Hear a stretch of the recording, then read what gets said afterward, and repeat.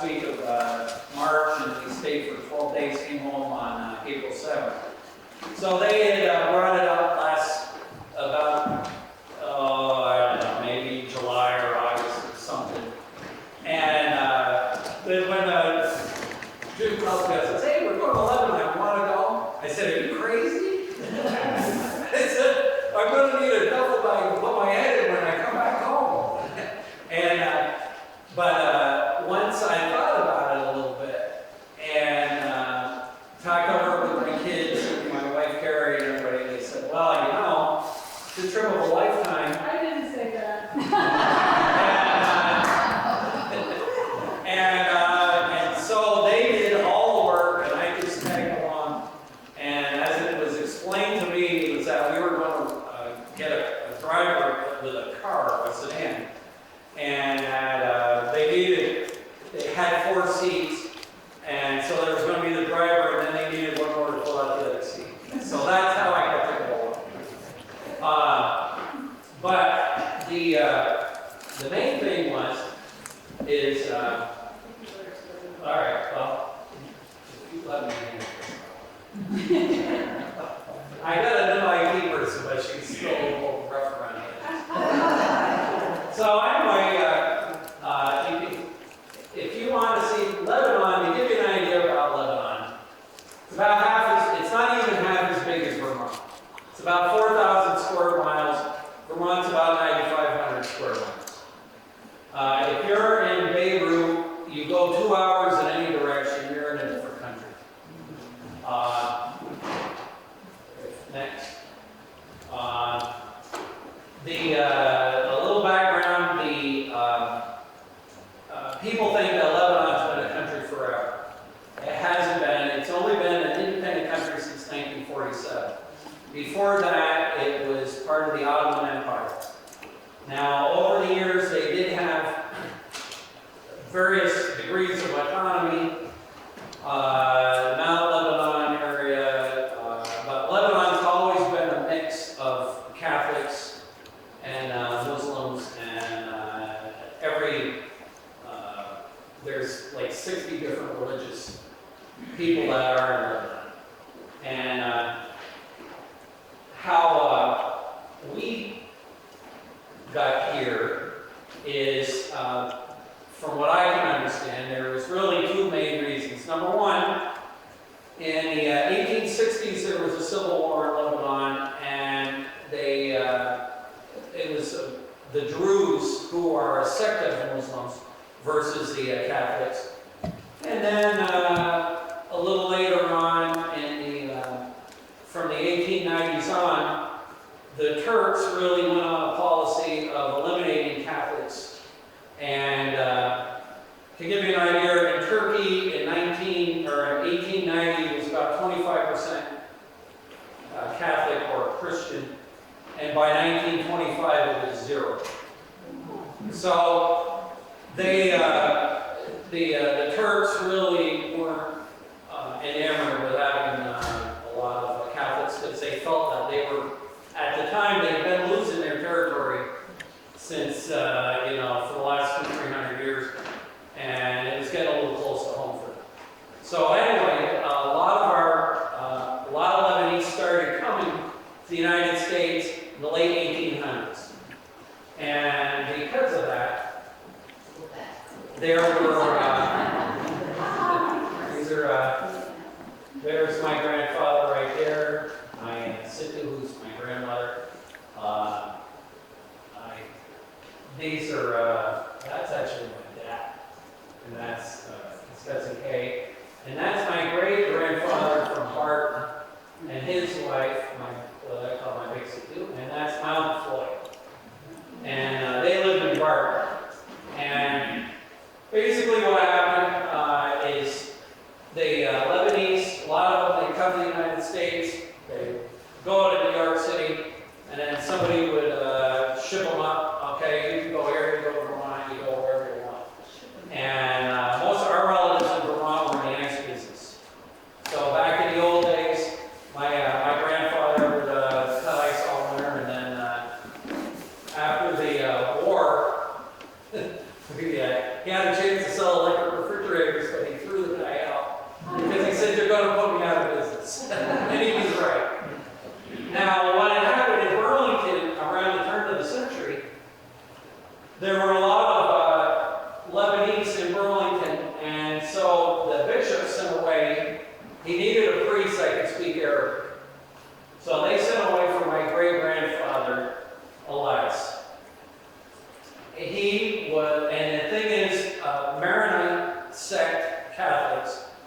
priest can get married. Still can.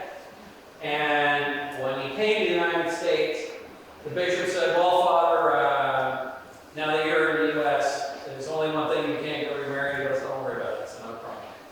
And so eventually after that, all his kids came later, and including my grandfather, who I think got here in 1918. And this is another picture. As a matter of fact, that's my grandparents' house. And at the top of those stairs was a picture of Father Elias, my great-grandfather. And he had this big dark beard, and he almost had his eyes that when we were kids, we were afraid to go upstairs because of that picture. Now, Jim and John's grandfather never went back to Lebanon, but mine did in 1956 when I was born. And it was a big deal. They, those are my, that's my cousin Gail, and that is my cousin Karen, for those of you that can't tell. And I think that's Jim's sister. Yeah, that's mine. And I think that's Uncle Ernie, Jim's brother. And when they went to Lebanon, here they are, and John Belushi was there. But here they are. My grandfather went, he got a call to go help build the chapel at the tower of the chapel in Wadi County, which is where we came from. And this picture here, this fella is probably the most famous Lebanese, and I didn't write anything else, but I did write his name down and started to say, it's Usef Bey Karam. He fought the Turks, and he was a Maronite, and you can see my grandfather had his picture taken with, he's like a hero. He's like the George Washington of Lebanon. And now, here we are 100 years later. Now, I gotta put a disclaimer. Well, from 62 years later, I gotta put in a disclaimer.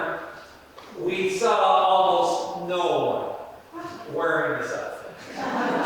Our people did not wear these anyway. We're mountain people. I got a picture of some of the clothes that our crew wore. But this was at a little store next to Velbeck.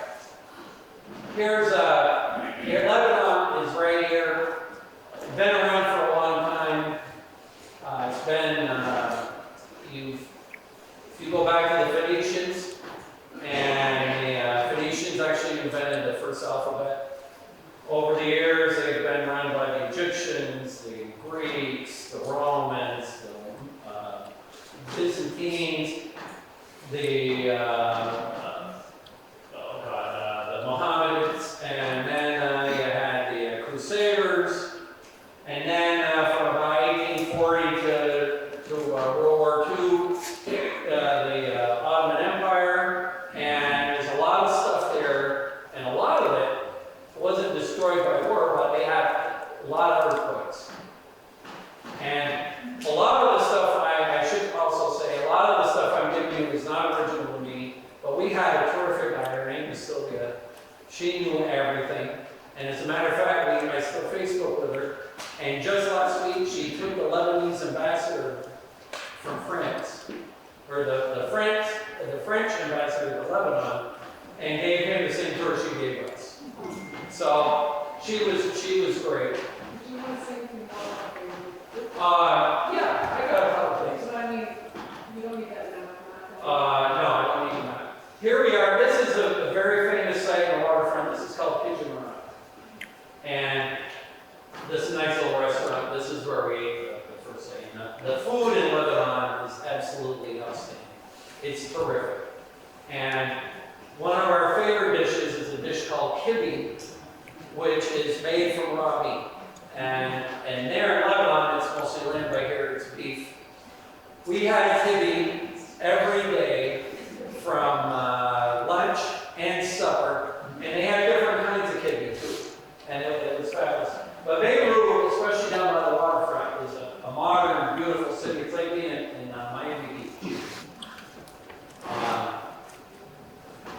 They've rebuilt it. It's very cosmopolitan. Here's some of the old Beirut. Beirut, of course, for a lot of you folks, was considered the Paris of the Middle East.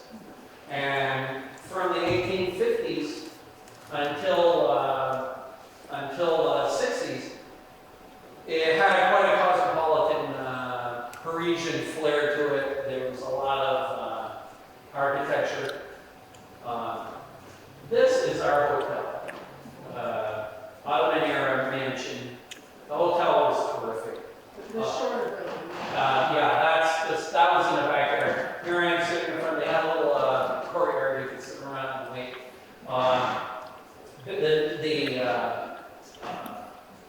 Neighborhoods are small and tight, just like being in Europe.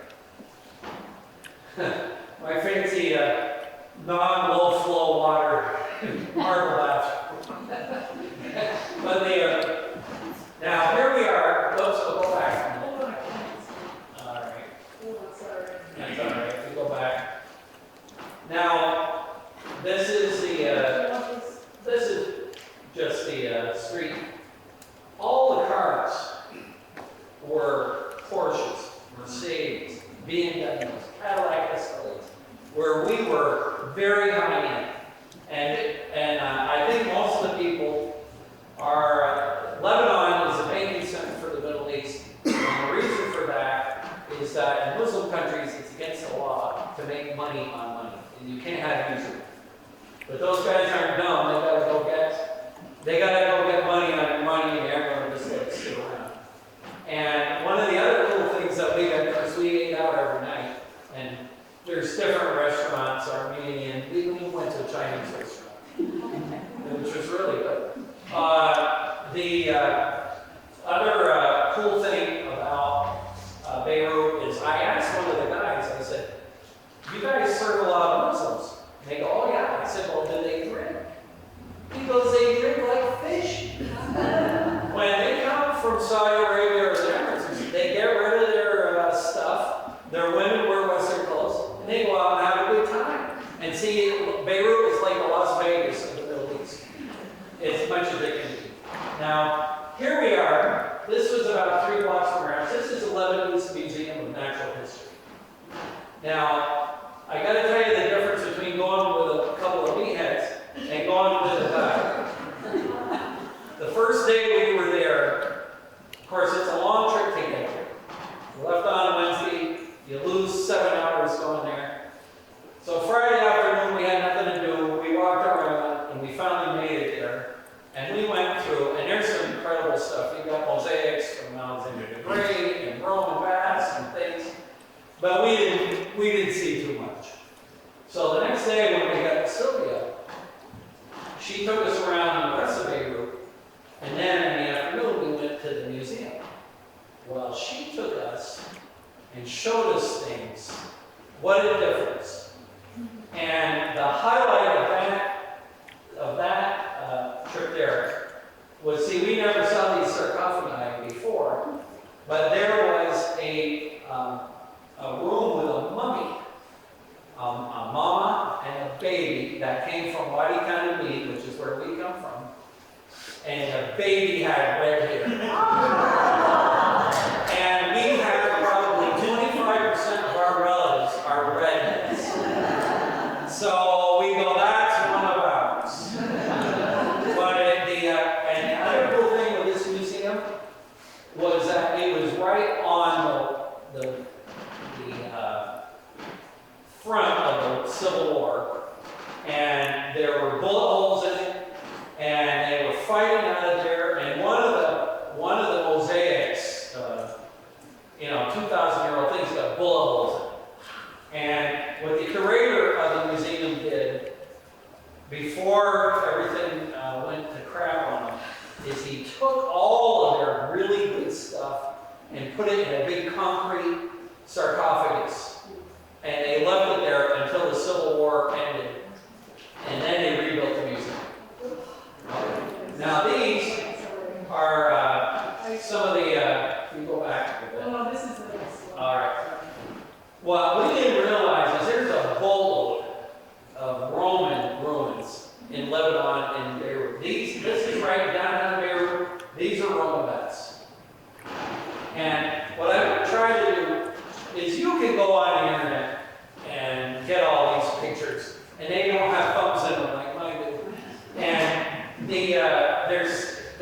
lot of interesting Roman stuff. But, well, I'll try to, now see, this church here, that's St. George's Maronite Catholic Cathedral. Right next to it is all this big. And this was only discovered, like, I think I was reading about it yesterday, this was only discovered like in the 60s. And these old churches, a lot of them were blown up during the Civil War and have all been rebuilt. And some of these go back to Byzantine, 300-400 years old. Was this the one that had the glass floor? Where you could see, one of these churches had a glass floor in front of the altar where you could see the catacombs underneath. And a couple of the churches we went down, you could see the bodies and things. Because these things, these churches, some of them have been, they weren't always Catholic. They might have been Muslim too, or they're gone from Catholic to Muslim, you know. There's a lot of different, and if you notice with this area, you don't see any cars, and you don't see many people except for tourists. The government offices are right around the corner, and they don't let anybody drive around. And this church here is the oldest one. This is a Greek Orthodox church. This goes back, I think this was St. Anthony's. And of course, every Greek, every Lebanese Catholic, they got somebody who's named Anthony, George, or Joseph. Now this is an old Catholic or Orthodox church that was converted to a mosque. And the cool thing in Beirut is you've got all of these, the Maronite Cathedral, St. George's, was right next to a beautiful brand new mosque. And a little story about that is, of course, we don't go in a lot of mosques. So we asked Sylvia, should we go see it? I mean, it was a big, very impressive building. She goes, oh, that's nothing. Of course, she's Armenian. Well, and Armenians and the Muslims, they aren't best pals. So anyway, we decided to go in anyway. And at the door is this big, burly, scary-looking Arab guy. Big beard, dark hair, and big shoes off. So we go in, and it's quite impressive. It had chandelier that's probably 50 feet, and the tile work and everything. It was really nice. So on the way out, I'm talking to this fellow. He goes, where are you from? I said, well, we're Americans, but I'm Lebanese. He goes, welcome home. And those people, they love Americans, they love tourists, whether Muslim or Catholic. And one of the cool things, see, this is some of the old architecture from the OLLI. Okay, you notice there's nobody there. And when we first went to the hotel was mostly staffed. I think the bosses were certainly Catholic. And when we first came there, and we said we were Americans, but we're Lebanese, we're so glad to have Lebanese come to Lebanon because they've got 2 million refugees living there who aren't Lebanese. And they in case you want a hookah, they sell them all over the place.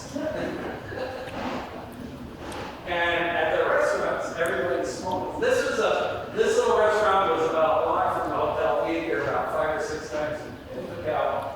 And the people, they not only smoke hookahs, they're smoking cigars, they're smoking cigarettes, they don't give a crap. And we wondered what the heck they were smoking in them. And it wasn't hashish, it's alcohol tobacco. And this gives you another picture of some more, all the new construction that's going on.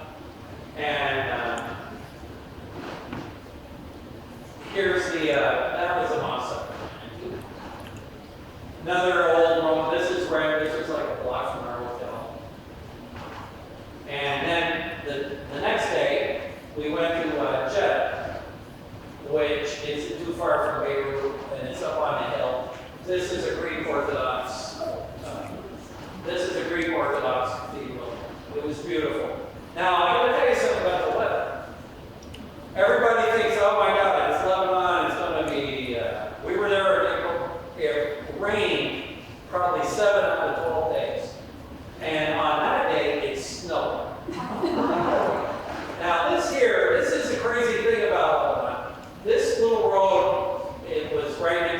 these little plaques and things were left from conquering generals. There was one from 900, there was one from Napoleon III, and you think, oh my God, that goes back a long ways. And right next to it is a Roman bridge and an aqueduct. And it looks like hell, and there's beer cans all over, and nobody's taking care of it. I'm thinking, my God, if you had that in Vermont or U.S., and you had something that's 2,000 years old, that would be so well taken care of, and it'd be packed with tourists. But they just take it for granted. And you can see how much rain it had. It was really, and one other thing, Lebanon, is Arabic. Lebanon is milk or yogurt. So Lebanon was called the land of milk and honey. And Beirut in Arabic, Bay means wells. And the reason why everybody was there over the last 10,000 years is because there's a lot of water. And you've got, because of the topography, Mount Lebanon catches a boatload of water, and you've got caves and rivers and things. And I'm sure on the back side of it is a lot of drought. And they grow all kinds of things. They have big style bananas, they grow apples, they grow all kinds of vegetables. And the Bekaa Valley is like the breadbasket for the whole Middle East. So, anyways, this was typical in Lebanon. You've got houses half built, and they just sit there. And the other thing they don't have that I kind of appreciate a little bit, there's no zoning. If this guy built this house first, then this guy built his house second, then you get out of that house. Because now you lose your view. And there's a big statue here. That was Our Lady of Lebanon. There she is right there. And that's on the top. But you can see it was a really cold, windy, gray, lousy day. Also up there, back, I don't remember the year, but Pope John Paul II did a mass up there. And that's a statue of him. And this is a view from Juni Caesarea, and there's Beirut, but and you can see how everything moves up. It's sort of like if St. Albans, if this would be Lake Champlain and this is St. Albans Way, everything is built all the way back. And the other thing that they got a little trouble with, their electrical system is not up to speed. And you see people hooking up when you go down the road. They got their extension cords and things on the wires, kind of like Mr. Douglas did on Green Acres, you know. and about once or twice a day, the power would go out. But just for a second or two, it wasn't too bad. Here we are. We don't have pictures because they wouldn't let me take pictures. We went to this place called the Jeddah Grotto, big underground cave. It was really cool. You wouldn't think of it being in Lebanon, but it was. So there we go. Oh, if you go back just a second, there's some snow. And that was one of the wineries we went to visit. Their retail store was here, but they don't grow the grapes there. They all grow their grapes in the Bekaa Valley.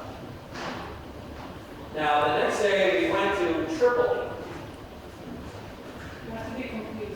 Not to be confused with Tripoli in North Africa. Tripoli is way up here. It's a Muslim town, been Muslim for the last 700, 800, 900 years. This gives you an idea of the traffic in Beirut. There's no signs, there's no lines in the road. And see the guy on the motor scooter? We'd see guys on the motor scooter cut in between the cars, and what they do is they beep beep to let you know they're coming. And then the other thing they do is they might have, one of these guys might have 2 kids in their mouths, some handlebars. And of course they don't wear helmets. And it's crazy. On the way up to Tripoli, we stopped at this little Roman bridge, another thing, and then this is a Crusader fort built around 1000 or 1100. And they don't have anything, it's just there. Just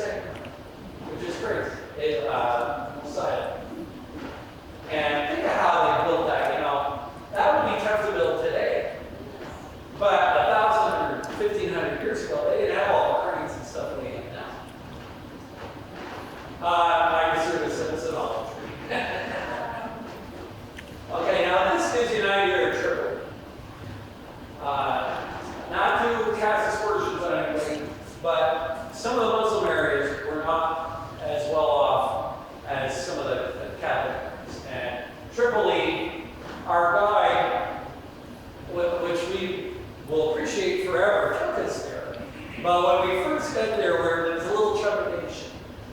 And when we told one of the guys at the hotel that we had just gone to Tripoli that day, he said, "Are you nuts? I've lived here my whole life. I've never been to Tripoli."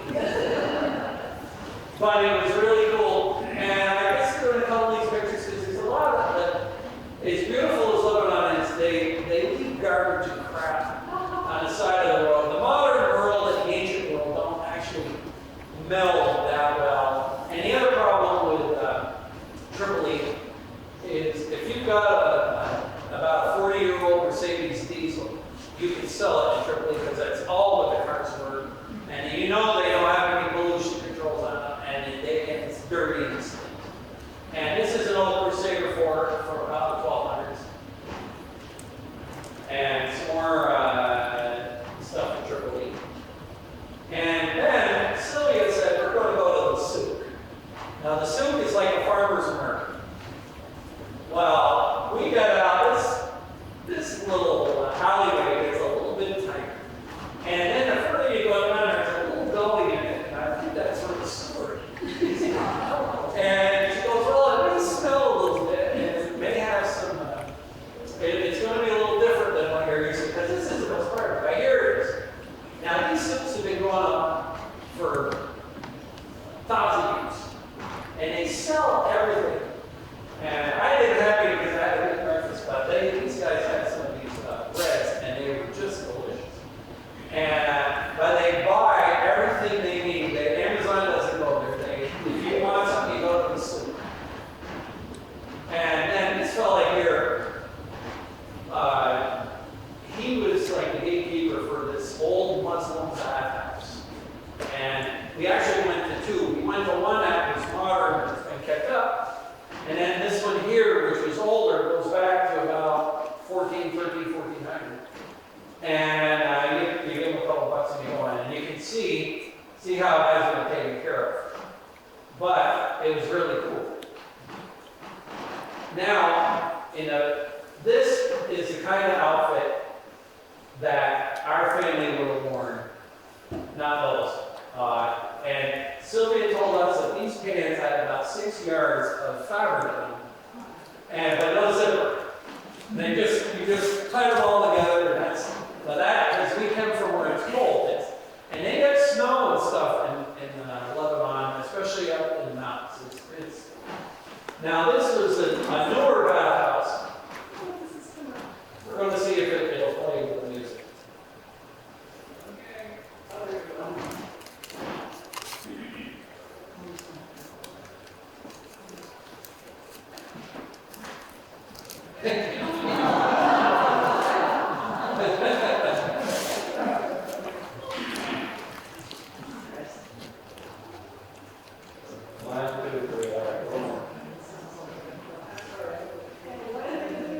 These just because they get towels. That's how they dry the towels. So the next day, well, this isn't the next day, but anyways, we also went to this place called Lebanon, which is a summer palace. Now this here was some guy's house that he built. This isn't old, this is new. So we can, but it was cool. This is the Lebanon, this is the palace, and this was really cool. And gives you an idea and this was what was about an hour and a half out of town, up in the mountains a little bit. And the workmanship was just incredible.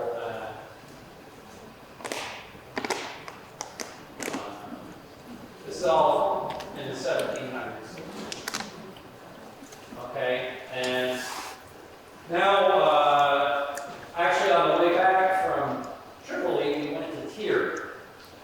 Now, you guys have heard of the wedding in Canaan? Well, that's where it was. Because Lebanon used to be called Canaan. And the Roman ruins there are really something. But to give you an idea, they're way down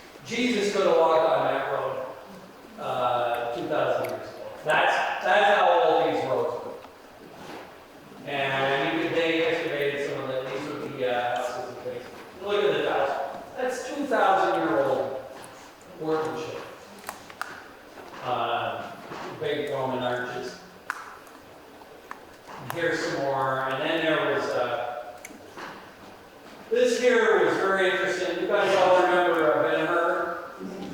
This was a hippodrome. This was the real thing.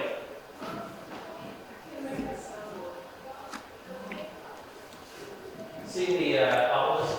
Or this version.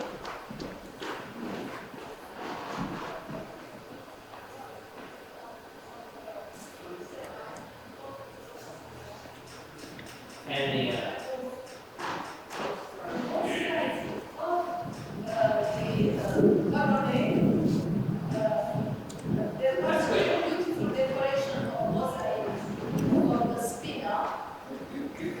and they used to go around the spinner and the big guy 7 times. And what's important, when they came here, many of them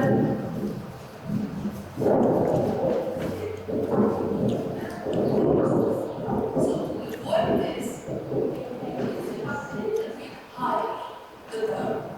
A little bit higher so they would get slower and slower. Banking, like Cadillac. Become slower. After the recovery, now you notice how wet it was there? Because it really, then there's the bleachers. They held like 30, 40, 50,000 people. they're only runs to the line for those. No, those were just horse races. And here's some more. Now, this is the Sidon. This is a Crusader fort. And Sidon is down the road a bit. Or I should say up the road a bit from here. It's still in southern Lebanon. One of the cool things with these Crusader forts, see these pillars and things in the middle? What they did was they took all the old Roman stuff and used it to build these other forts. And the other thing that you really notice is that the Roman architecture was so much more advanced. Even though this was 1,000 years later, it's much more primitive. And the Romans built stuff when I show you, when we go to Buick, that construction, you would never believe it. You could never see it. Now, Biblios is another, and this is really a resort town. And, yeah. Okay. An old church. This right here, these excavations, Biblios is, if it isn't the oldest, it's one of the oldest continually inhabited cities in history. There's been people living there since, for 8,000 years straight. Used to be Phoenician and Greeks and all that stuff. You can see some more of the stuff the Crusaders used. Okay, if we keep going. And then this area here was full of these houses. But in the 1860s, the French came and they started excavating, and they, because some of these staircases go back to 4,000 BC. And they said, well, we better get rid of that. Now, Belvac is the, if you look close, there's a couple of cannonballs in one of these Crusader forts. But if you go back to Belvac just for a second, the beginning. This was not the big temple. They got this whole thing is just amazing. And these things were all built without mortar. And this camel, there are no camels in Lebanon. He's strictly there for the tourists. But he peed on the sidewalk and he really stunk. Now, these guys here, this guy here, he was a guy. These girls were college girls from Connecticut. All three of them all. But that actually, I don't know if that was, that might have been here. But I want to show you this big rock. Oh, look at the person. That rock, they took a whole pile of those and dragged them about 2 miles away to make the foundation. And think about that. How in the heck did they ever get those things 2 or 3 miles? And they must have had 50 or 100,000 people, and I'm sure if somebody had a backache, they didn't go on disability.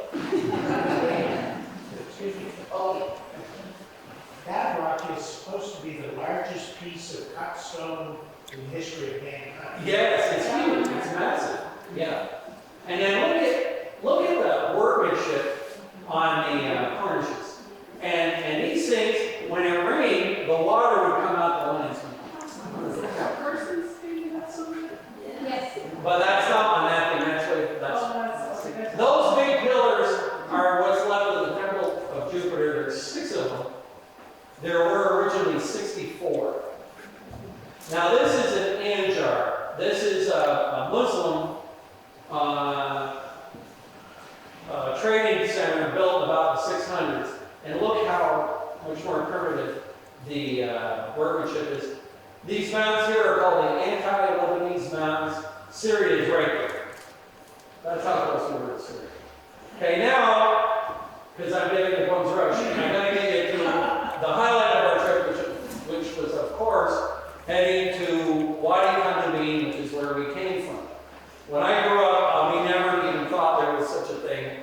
We just heard about it. To give you a little background on that, our guide, her husband worked for the magistrate, and what she did was she found some handies. We were always told all our handies were all here, but they aren't. There's still like 300 of them. And they aren't really handies, they're El Hindi is the real one. And so when she found this guy, we had some trepidation, but we really got a lot to do. And when this fellow right here, this is our cousin Anthony, when we picked him up on the way to Kandabin, we almost dropped, because he is a dead ringer for all of our St. Johnsbury relatives. He could have been my cousin Ned or Solomon or Angus. So anyways, to get to Kandabin, it's in the Kadisha Valley, which is this big, massive valley, and there's snow all over the place. And to get in there, there's waterfalls. Some of these pictures are a little bit out of sync with what's up here. Here we go, and this is a little funny thing. This is a road we had to go down. To get into this valley, the picture that I had when we started was the nice picture of the thing. But to get out of this valley, you had to take a lousy road for 3 or 4 miles, and then you took this goat path, the last 4 or 5 miles. And this is a little funny joke. There's a car we rode down. And this was our Anthony's niece, and she could speak a little English. He didn't speak much English. But look at it. This is where we come from, right here. And notice the terracing, and see how these big cliffs, there's still a monastery in there, and some of the monks live in the caves. But there's no people, if you go back a second, sorry. There's nobody living in here anymore. They're all gone. And it's there's towns up on the rim, but there's nothing in here. And from where we were, it was probably a 4 or 5 hour walk to go across down here and then back up. But this is the village where we come from. And this little chapel here is a chapel that my grandfather had built the steeple on. And I think one of our houses was right here. I could get off a little bit. And Lady of Kandabin, Maronite patriarch. But look at the arguments. And this was quite an emotional thing for us when we finally got near it. And why do you come? We never probably ever see it. And here's some pictures. Where this picture here was a chapel or a little shrine built into the mountains for St. Stephanus. And his body is under glass. And it's been there for about 400 years. And it's kind of cool. And we were always told that the only way you could get in and out of the valley was up a donkey. And I guess that's still true today. And there's a close-up of our house. They're all stone houses, not anything too fancy. One of the real cool things, there's a little restaurant in the middle of the valley, because like I said, what happens is a lot of European tourists come and hike through this area. And so there's a little restaurant in there. They go in there, how in the hell does he get the food in and all the stuff that he does? And he mostly makes his kid work like hell. Typical Lebanese.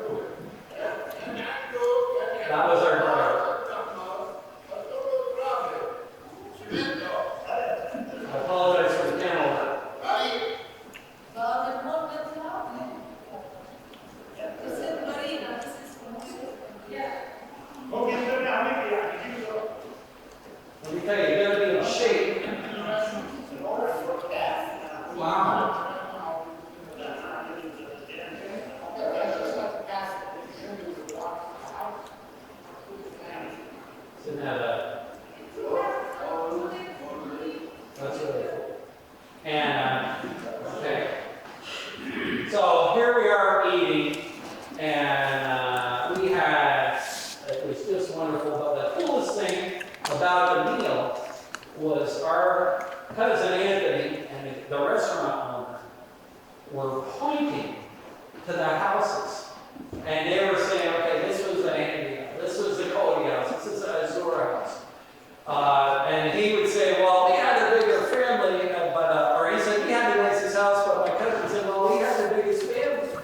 And it was really, and the food, a lot of the stuff, 2 or 3 different kinds of kefta and kibbe, and all the stuff was fresh. And if we'd have been there in the summertime, that all the vegetables would have been, there's a lot more stuff.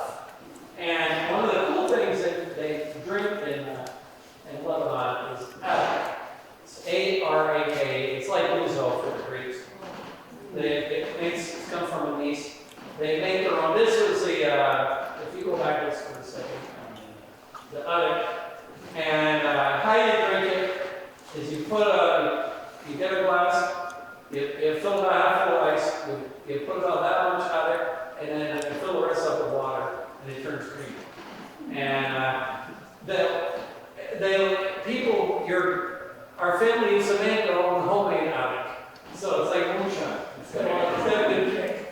Do you want to speak about Anthony's offers of hospitality? Oh, yes. At the end of the day, Anthony goes, next time, no hotel, you stay my house. And so the next time we go, we'll make sure to stay at least one day in my area. Or at least, right. This is some of that chapel that was built in the mountains.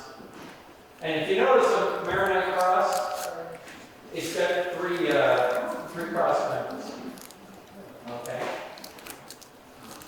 And then there's another part of that chapel.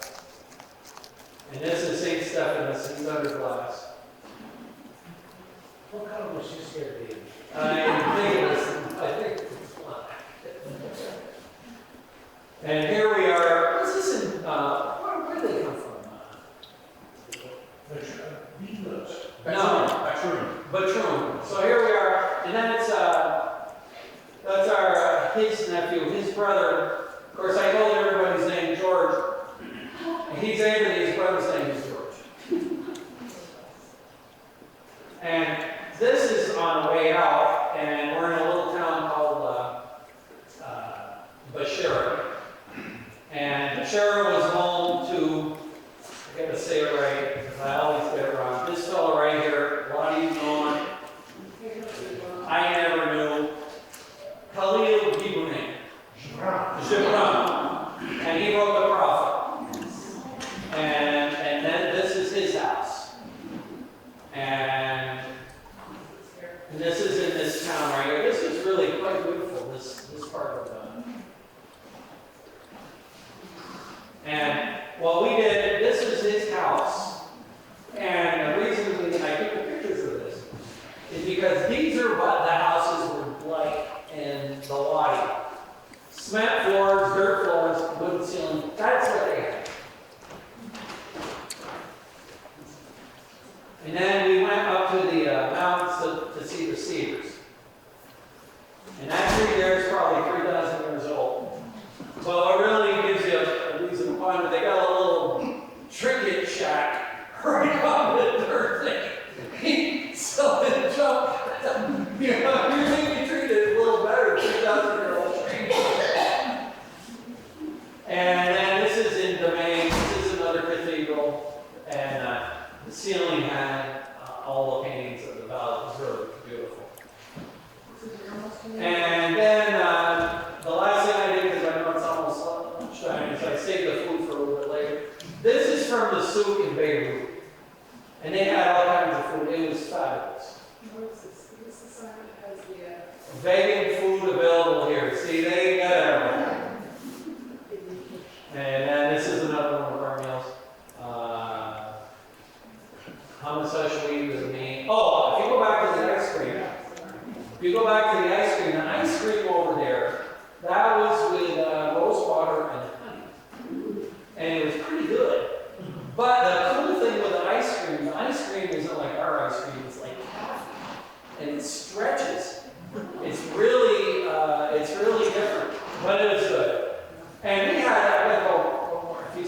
our waiter there was absolutely fantastic, and he was a grumpy guest.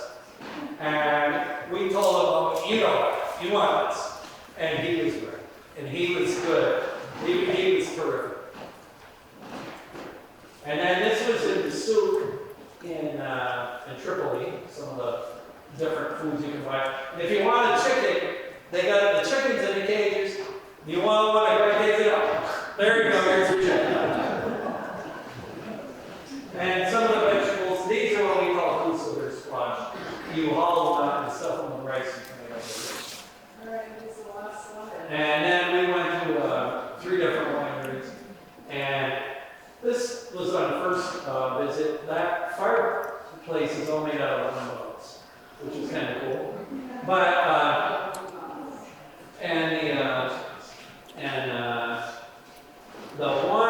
the wine there was very good. It's a blend because because of their climate, they got more different kinds of grapes than like what you get in California. So. Now you have 8 minutes for. All right, perfect.